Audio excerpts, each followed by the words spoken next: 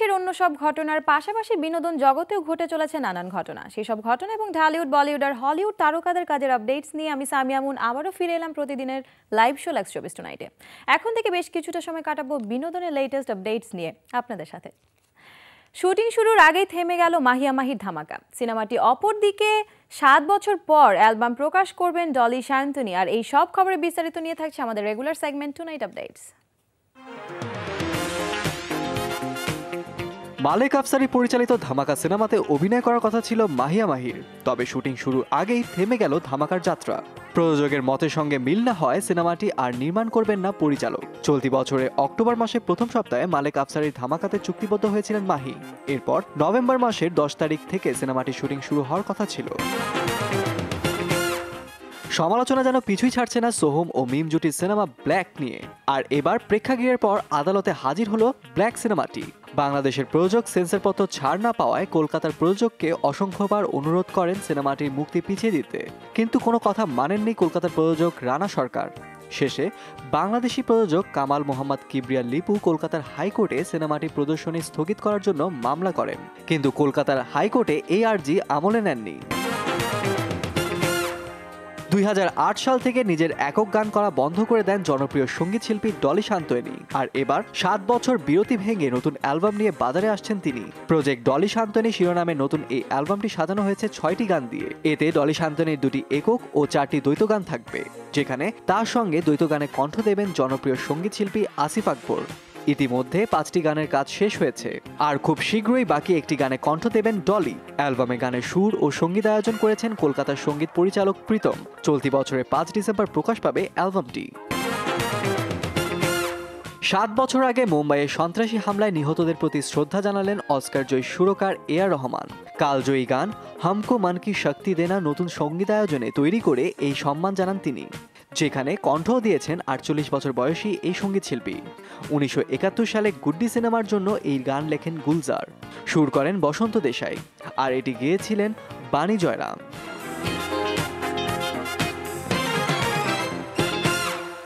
29 November channel I প্রাঙ্গণে আয়োজন করা হয় পার্কি biscuit channel I band fest 2015 powered by Symphony, এক সংবাদ সম্মেলন যেখানে উপস্থিত ছিলেন চ্যানেল আই পরিচালক ও বার্তা প্রধান শাইখ সিরাজ, ব্যান্ড তারকা আয়ুব বাচ্চু ও জ্যেষ্ঠ ব্যান্ড তারকা ওমর খালেদ রুমি।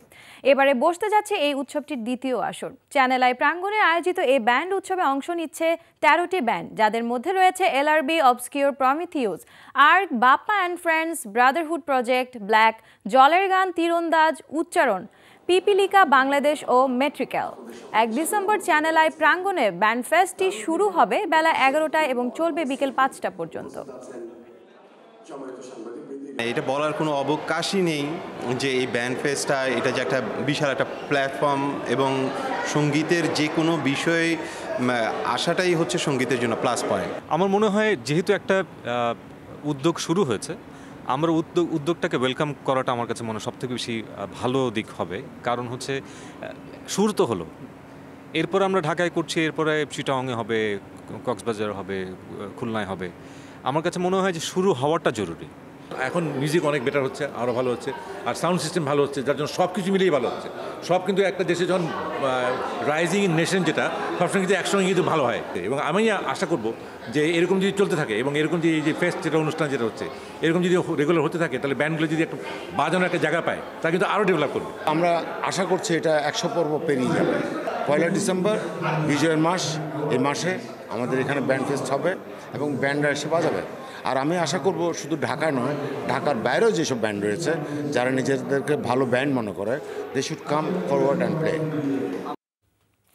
গত কয়েক মাস ধরে চলচ্চিত্র শিল্পীদের ভাতা, শুটিং এবং কল টাইম সহ নানা বিষয়ে নতুন সিদ্ধান্তের কথা হচ্ছিল। সেজন্য 29 নভেম্বর বিএফডিসির প্রযোজক পরিবেশক সমিতিতে এই বিষয়টি নিয়ে দ্বিতীয় দফা বৈঠক বসে। বৈঠকে উপস্থিত ছিলেন অভিনেতা, প্রযোজক ও পরিচালক। সভায় বিভিন্ন দিক নিয়ে কথা বলেন মুশফিকুর রহমান গুলজার, শাকিব খান, নাসির উদ্দিন দিরু, কাজী হায়াত, ওমর সানি, অমিত হাসান, সাইমন সাদিক, আলিরাজ, নীরব সহ আরও অনেকে। পারিশ্রমিকের বাইরে চলচ্চিত্র শিল্পীরা শুটিং চলাকালীন সময়ে এতদিন দৈনিক ভাতা পেয়ে এসেছেন, এখন থেকে তা আর পারবেন না। এছাড়া এখন থেকে সকাল 8টায় শুটিং থাকলে সেটে উপস্থিত থাকতে হবে সকাল 7টায়। শুধু তাই নয়, নির্দিষ্ট সময়ের মধ্যে শিল্পীকে মেকআপ শেষ করে ক্যামেরার সামনে হাজির থাকতে বলা হয়েছে খসড়াপত্রে। নতুন এই নিয়মে শিল্পীকে কাজ করতে হবে 8 ঘন্টা শিফট হিসেবে। 2016 সালের 1 জানুয়ারি থেকে এই নিয়ম কার্যকর হবে বলে জানান প্রযোজক পরিবেশক সমিতির উপদেষ্টা কমিটির আহ্বায়ক নাসির উদ্দিন দিলু। অন্যদিকে উপস্থিত শিল্পীরা নতুন নিয়ম নীতি মেনে নিতে একমত প্রকাশ করেছেন। আজকে যে আমাদের মিটিংটা হচ্ছে এটা জাস্ট আমাদের কিছু সিনিয়র আর্টিস্টদের আমাদের ডিসিশনগুলো জানিয়ে দেওয়ার জন্য, ছবির কস্ট কমানোর জন্য কল টাইম একটা বিষয় আছে, তারপরে যারা মানে আর্টিস্ট সিনিয়র আর্টিস্ট মানে যারা কন্ট্রাক্টেড আর্টিস্ট তাদের কোনো কনভেন্স নাই, সিক্রেট নাই, এসব ব্যাপারে কস্ট অফ প্রোডাকশন কমানোর যতদূর উপায় আছে প্রোডাকশন লেভেলে আমরা এটা মানে চাচ্ছি যে কস্ট অফ প্রোডাকশন যাতে কম। দর্শক, লেক্স 24 টুনাইটে এখন নিয়ে নিচ্ছে ছোট্ট একটা ব্রেক, ফিরছি এক্ষুনি, সাথেই থাকুন।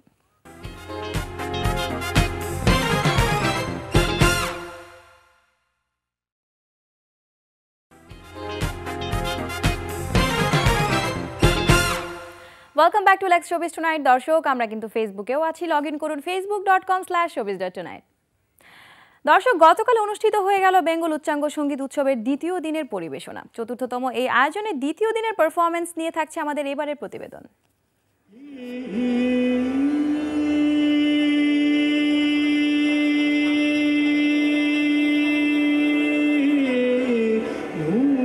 পাঁচ দিনব্যাপী আয়োজিত বেঙ্গল উচ্চাঙ্গ সঙ্গীত উৎসবের দ্বিতীয় দিনের পারফরমেন্স শুরু হয় 28 নভেম্বর শনিবার সন্ধ্যা 7টায়।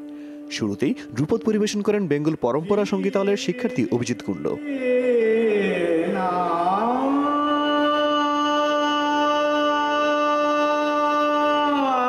ধ্রুপদ পরিবেশন শেষে মঞ্চে সরস্বতী বীণা পরিবেশন করেন জয়ন্তী কুমারেশ।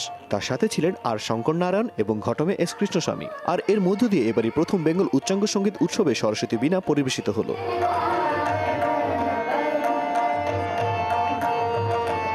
তাছাড়াও দ্বিতীয় দিনের আয়োজনে খেয়াল পরিবেশন করেন বেঙ্গল পরম্পরা সঙ্গীতালয়ের সুস্মিতা দেবনাথ। ধ্রুপদ পরিবেশন করেন পণ্ডিত উদয় ভাওলকর।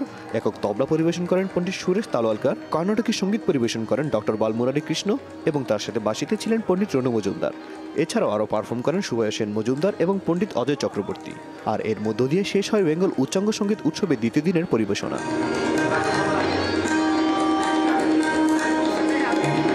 সাকিব শুভ, শোবিজ টুনাইট।